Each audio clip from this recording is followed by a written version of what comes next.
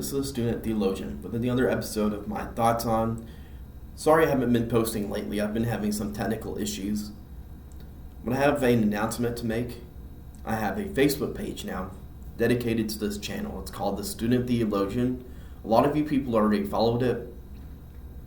But if you haven't followed it, just look it up on Facebook. It's the Student Theologian. And that's where I make a lot of memes, where I post a lot of content from my own Facebook page. That's where I post a lot of the videos. And I'm trying to build an audience between my Facebook and YouTube, utilizing both audiences. I apologize for not posting lately because, as I said before, I've been having some technical issues. I've had to download several different screen recorder apps and several of them didn't work. However, there should be another video uploaded soon about my best theologians tier list. I'm excited about that one. I'm excited to see you guys view that one and agree or disagree with me on that. So some of my life updates, which is the first thing I want to talk about. I have a list here on my phone. So, yeah, life updates. It's been going pretty well. I've been getting over my heartbreak that I've had with my recent breakup. However, I'm back on the prowl for a wife. I'm having some great conversations. So just keep praying for that I find someone who likes me back. So keep praying for that. I've been more involved with my church lately. I've been going to a Bible study every week. That's been going well. I've also started this preaching class, this preaching colloquium, I believe is that what they call it, where I'll be preparing a sermon and giving that presentation towards a couple of my godly friends in church. So that's going to go well to establish and build on my preaching techniques, my public speaking techniques, and that's going to help, I think. That's been going well. So just pray that God would protect me from harboring any bitterness towards my ex. I know that's a temptation that we all have, mostly. Like we want to cheer on the fact that we want our ex to have the absolute worst. So we want all the bad things to happen to our exes. And I don't want to be like that. I don't want to stoop down to that level and hope the best for her. And hope the best for me as well as I find someone else. So we have a couple of issues to talk about because a lot has been going on since I last posted my thoughts on episode. According to my time frame here, I'm looking at on my YouTube channel. The last time I posted was October 9th.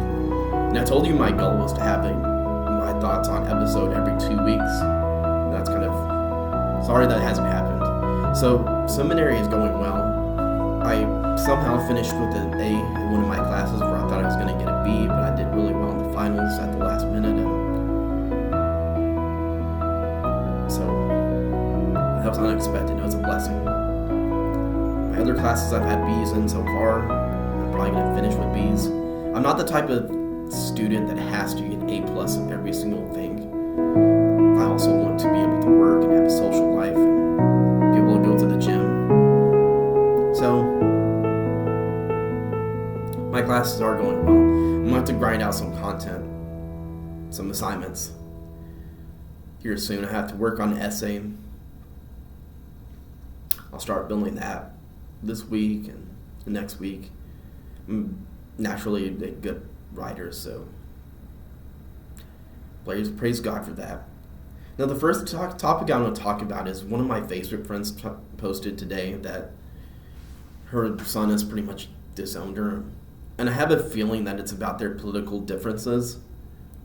And looking at my Facebook friends list and seeing how it's changed over the years, I can definitely tell how some people have unfriended me as well, which is kind of crazy to me. It's crazy that people, especially on the left, will cut out their family members, their friends, over who they voted for. Or if you didn't vote for Kamala Harris, they're just going to be like Forget you. I'm done with you. I'm not going to talk to you again. This is so extreme, so radical, and this just didn't happen years ago. Like, in the 50s and 60s, we had extreme political ideologies out there, and yet people were able to get along with each other. I mean, FDR was pretty much a dictator who ruled for like 4 terms, and you didn't have people cutting each other off over voting for him or not.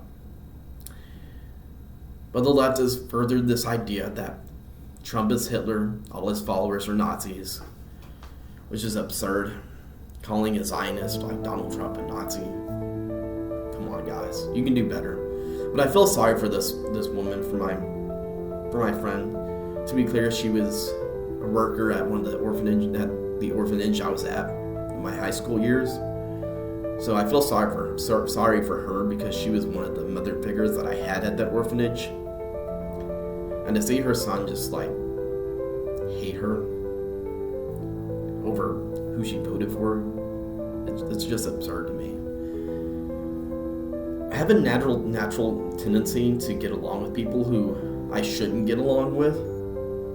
Now that doesn't extend to everyone. Like I told you before, I've lost friends too. And I'm still surprised by that. But I do get along with some people who have extreme left-wing ideologies. Like I had one person who's a feminist Christian and who is still pro-abortion, and she messaged me asking me about my eschatological views, which I'm hoping that's a turning point for her.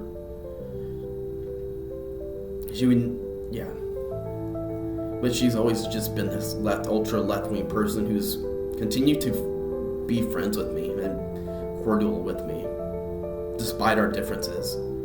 I think I've told you guys that one of my sisters is not saved. She's a liberal. Her husband posted a lot of content about how Trump is Hitler, and I'm to the right of Trump. Like, Trump to me is a moderate compared to my views, and I'm able to get along with my sister's husband, who's like this ultra liberal guy. Like, we make jokes sometimes, and I tell him sometimes that, dude, your jokes would get you canceled by the hardcore left. But we're able to get along. I'm able to get along with almost anyone who believes differently. That doesn't extend to everyone, but I do think that that's one of the strengths that God has given me, is an ability to get along with everyone. And that's because I have a genuine desire to hear everyone out. Like, I don't care what kind of things you believe in your life. We can have a discussion.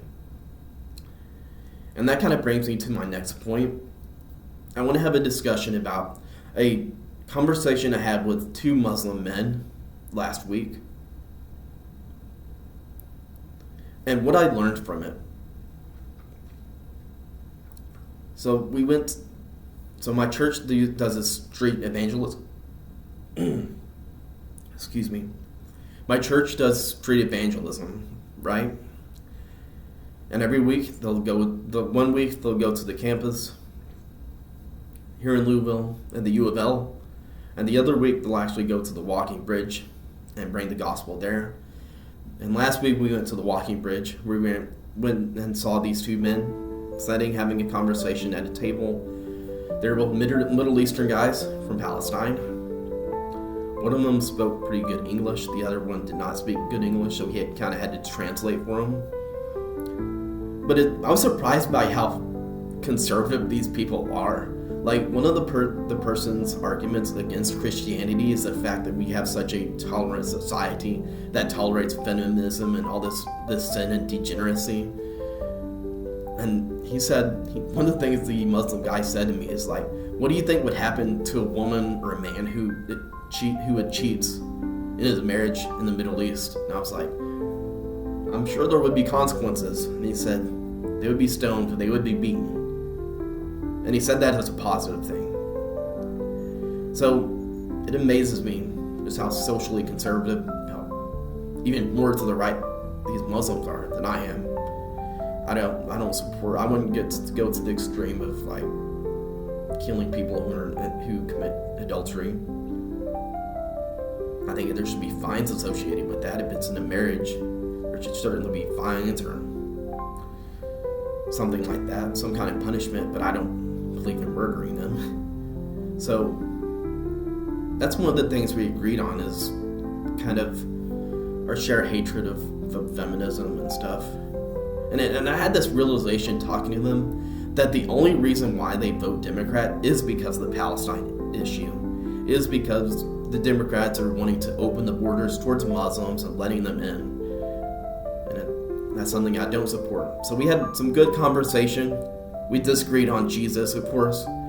They were very much trying to convince me that Jesus was just a prophet. They were asking things like, well, how can God die? Of course, the answer to that is God in his human nature died, and then in his divine nature was resurrected. And they don't understand the fact that Jesus has two natures, and you have to account for that in your Christology. And understanding who Jesus is, you have to understand that he has two natures, 100% human, 100% God. It's a hard thing to understand, but you have to understand it that way, or the Gospels don't make sense. The Bible won't make sense. So we had a good conversation. One of them said that he was going to visit our church. The one who didn't speak good English anyways, he said he was interested in visiting the church. The other one who speaks good English, he was kind of the more hardcore Muslim one, who was more interested in debate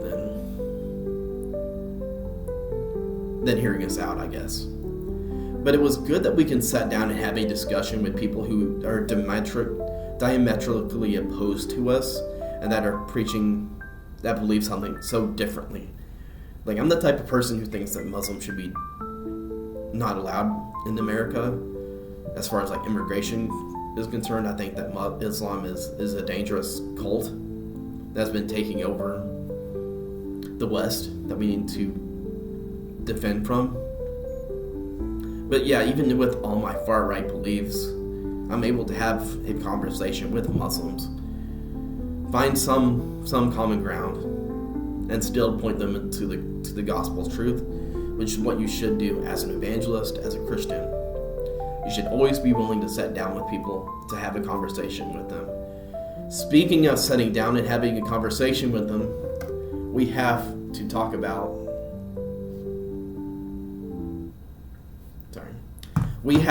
about Tucker Carlson's interview with Nick Fuentas and how this is shaking the right to its core.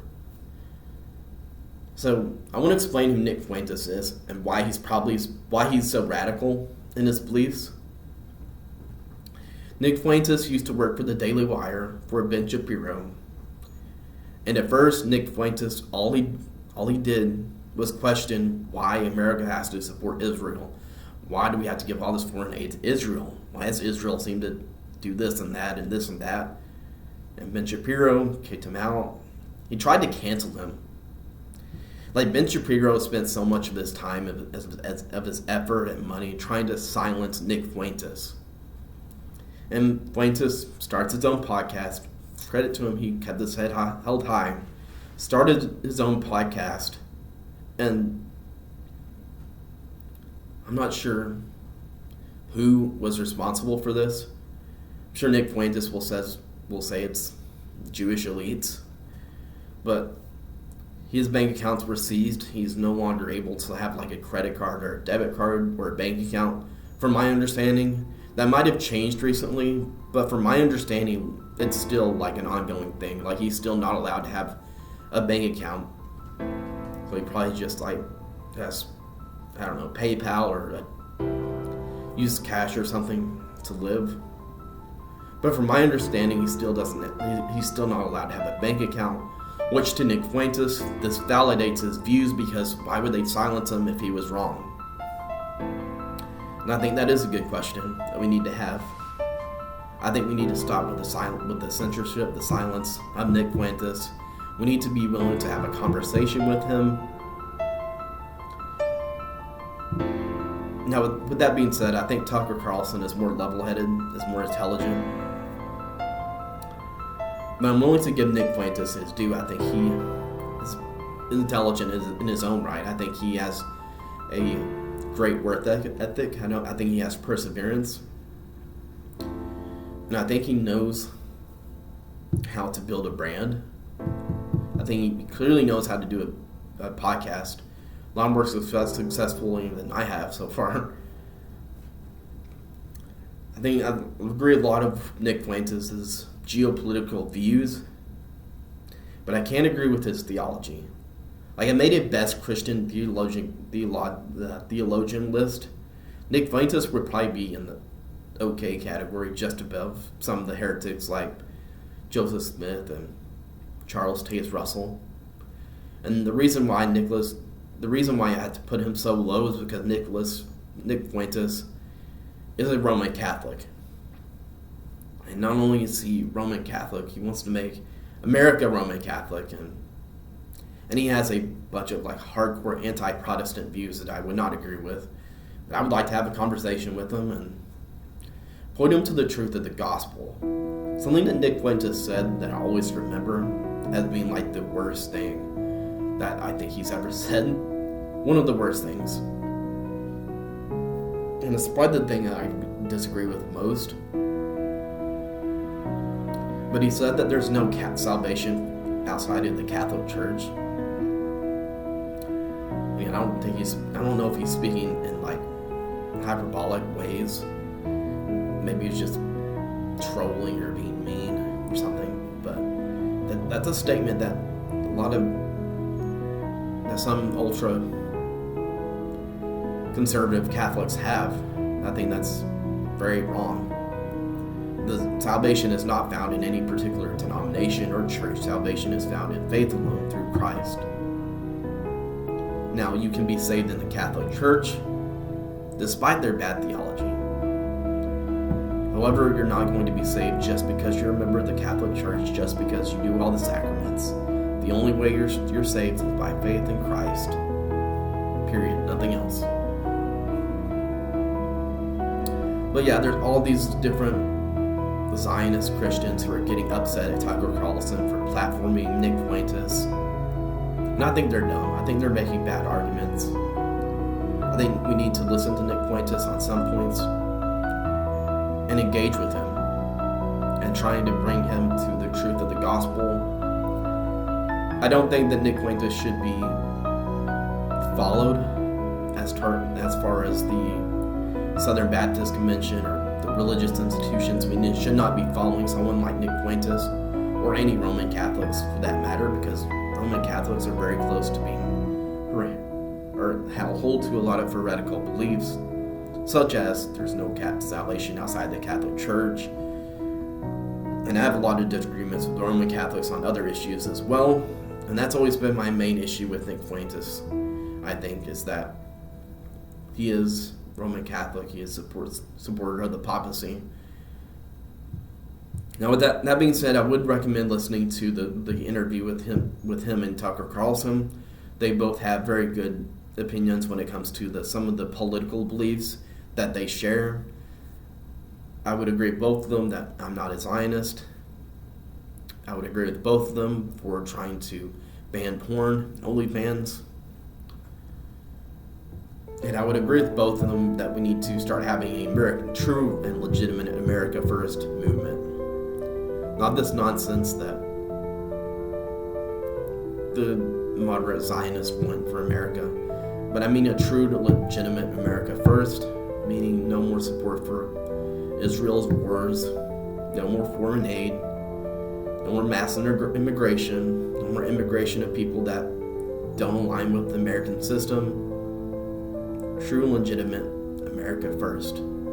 That should be our policy going forward. I think Nick Fuentas will continue to have a major influence going forward in far-right circles. And we need to get used to it.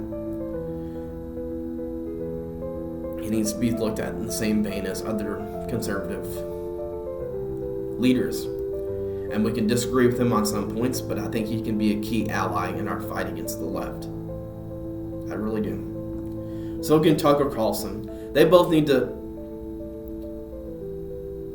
swallow their pride and not feud anymore between them. Nick Fuentas needs to swallow his pride and not few with people that he agrees with 99% of the time. So that include Candace Owens, Tucker Carlson. And I think I've spoken on that before about how Nick Fuentas needs to swallow his pride on some things. But that brings us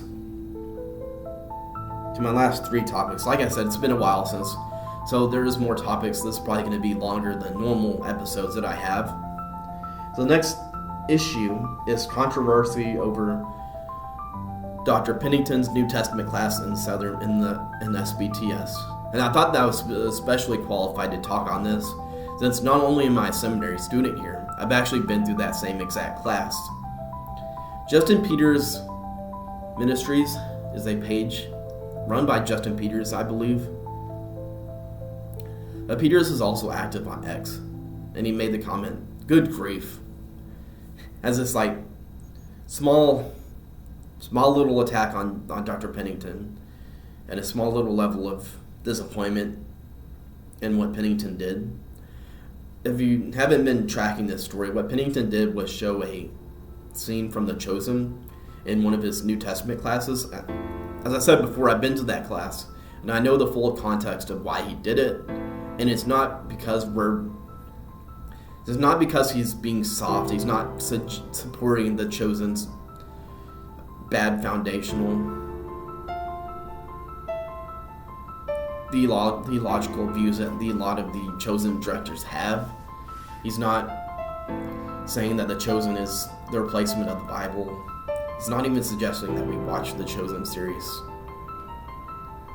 Like Pennington, we watched several different interpretations of Jesus, scenes with Jesus in them, and perhaps a lot of Presbyterians. I know the Reformed Presbyterians would be mad at this because they don't believe that you should be able to have any depictions of Jesus without it being a second commandment violation.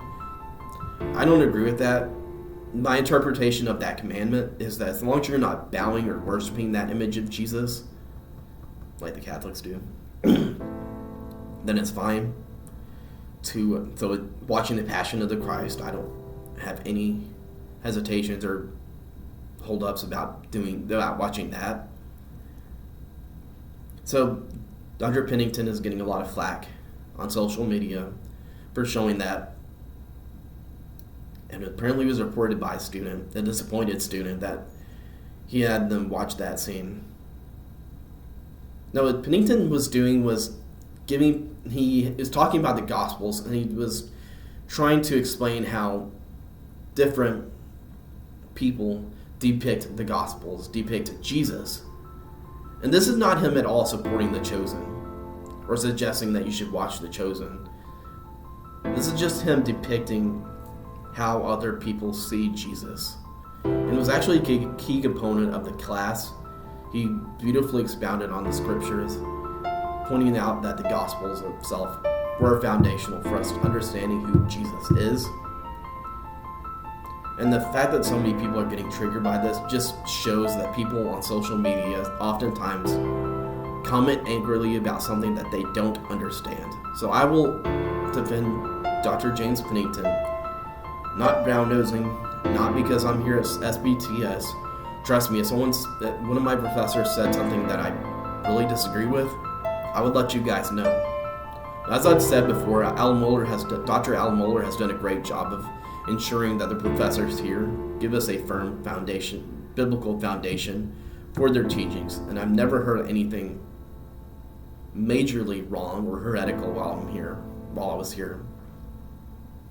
I think this is just overreaction to what Dr. Pennington is doing, and that's exactly the kind of fireplace that social media has become. You can take articles with a headline, make it look extremely bad, and people react to it without knowing the full story of what happens. I guarantee if you walk through Dr. Pennington's New Testament class, you'll understand why he had that scene from The Chosen playing, and then you'd understand that this fits in the context of what he's sharing, that there's no ill means or heresy being hidden by Dr. Pennington showing that. that there was a reason for it, and that Pennington is not in any way, shape, or form supporting the Chosen's heretical beliefs or TV show. Now, I do have a upload explaining why I do not like or support the Chosen, and you can watch that below. It's on one of my first uploads I had here. So, but just because I don't support the theology behind the Chosen doesn't mean that we should. It doesn't mean I had this idea of I should never know or watch anything that the Chosen is showing as a means to understanding what their argument is or what they're coming from. Like, in order to figure out why I think the Chosen was heretical, I had to watch a small scene from that show. And I think that was part of the idea, I think, of Pennington's message behind showing all those different depictions of Jesus. He was pointing out all the flaws that were in those depictions of Jesus. So it would be it's the equivalent of our Islamic teacher posting a quote from the Quran. He's not doing that because he supports the Quran or Islam. He's doing that to educate us on what Islam is and how they view Jesus. And he also goes on to explain why that's wrong. And Dr. Pennington did give us a great representation of who Christ is, and it differed a lot from what the Chosen shows. So, all those people that are calling Dr. James Pennington a heretic, who's supporting the Chosen, you can touch grass. I will defend Dr. Pennington until he does something actually heretical, which I don't think he would. Alright, so the next thing I have here is Trump meeting with Xi Jinping, the Chinese Prime Minister. I think this is a good sign going forward that the tariff war between China and America will end and we can resume trade. That will be good for the economy and good for diplomacy as well. We don't need China and America nuking each other out of existence or fighting a war over Taiwan. As long as China understands that they can't attack Taiwan, I'm good with this. I know this isn't Trump working with the communists. This is Trump making a deal that's beneficial to America. So I support Trump's diplomatic efforts. I support reopening trade with all these different nations, as long as it's a mutually beneficial trade as well. So SNAP benefits are ending, and I just want to spend it. I don't have very much longer. I don't want this to go much further than 30 minutes, but I want to give a part of my testimony because I think that fits. Because I think my testimony kind of debunks a lot of the left-wing arguments when it comes to SNAP benefits. But SNAP benefits are going to end for millions of Americans November 1st, which is 2 days away. And the liberals, they are upset. They're blaming Trump. They're blaming Republicans. They're saying that we're false Christians for not wanting to expand the welfare state. Baloney. Their arguments are absurd, of course. The only times where the left actually argues for Christianity is when they try to use it as a means to squash conservatism, conservative ideas, and they only do it to make themselves look better. Like, there's the argument that, oh, we're harming the poor and the starving. And I'm just going to tell you some of my testimony about this. I was, at one point, homeless. I think I've mentioned this before. If not, then, yeah, I used to be homeless. I used to just go days without eating. That's how poor I was at that time. And I was very hesitant to go to food banks. I didn't want to go on food stamps either. But I had a moment of weakness and where I did apply for food stamps and was denied. I can't remember why. But I was homeless, so at that time I did go to the food banks. And it wasn't as I thought it was. There was no shame or guilt. All they asked is how many people were in my household and my name and stuff and my phone number. And that was it was a very easy process. And there was a lot of options for me when it came to food banks. Like, I was in a small town in Arkansas, and yet there are food banks all around me, mostly in churches. In the community college, there was a food bank that I went to that I frequented. And sure, the food they gave me wasn't lobster and steak. It wasn't enough to keep me full all the time, but it was enough to sustain me for that short period of time where I was between jobs. And it helped me get my focus back on my feet, and it helped me find a job where I could buy groceries and feed myself.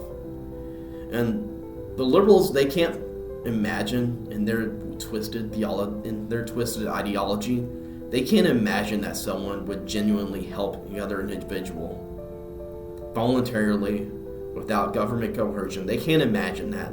They can't imagine a Christian giving food to a food bank of their church and that food legitimately going to feed someone who needs it. They can't imagine that. But according to the left ideology, the only people that can be generous with other people's money is the government. They want the government to play the role of the church, who takes wealth from the people who don't need it and then redistributes it to everyone else. Never mind that this communist socialist system has always failed wherever it's tried. The government, and this kind of could lead to a longer tangent, and I'm not going to go there, but the left, they kind of view the government as their god. And maybe that's why the left is so violently lashing out lately, is because they don't have government power anymore. So their god has turned against them. And that's why they're lashing out so violently. That's why the left, like I was saying before, the very first part of my video, that's why the left is cutting out their family members and everyone else, because they believe that their god, that their government has turned against them, and everyone who supports this regime is an evil fascist who wants to take away food from the needy. But that's not what's going to do. That's not what's happening. SNAP benefits need to end for everyone. Except maybe in some very, very extraordinary cases where someone's disabled and can't feed for themselves. But I think for 90% of people it needs to end. And yeah, the left's going to call me a fake Christian because I'm taking food away from people. But there's actually a biblical argument for this. The Bible says that those who do not work shall not eat. So at the very least, there should be an expectation that people on food stamps or other welfare programs should be employed. And then the practical argument is that they're paying taxes into the system. Therefore, the welfare benefits they get are part of their return on their taxes. But if you don't pay taxes, if you're not working, then why would you get any welfare? You're just being a parasite on the system. And that's what we need to argue against. And I think arguing against that is Christ-like. Because again, the Bible says if you do not work, you shall not eat. And Jesus doing good to others voluntarily without government coercion is actually a good argument against socialist attempts at redistribution. Jesus never argued that the Roman government should take everyone's wealth and redistribute it. Any kind of communal community that was built between the apostles, that was voluntarily shared between everyone, voluntarily.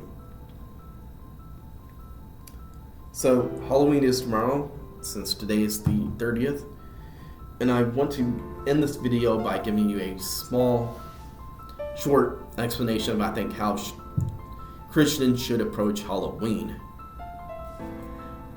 Christians should approach Halloween just like they would any other secular holiday.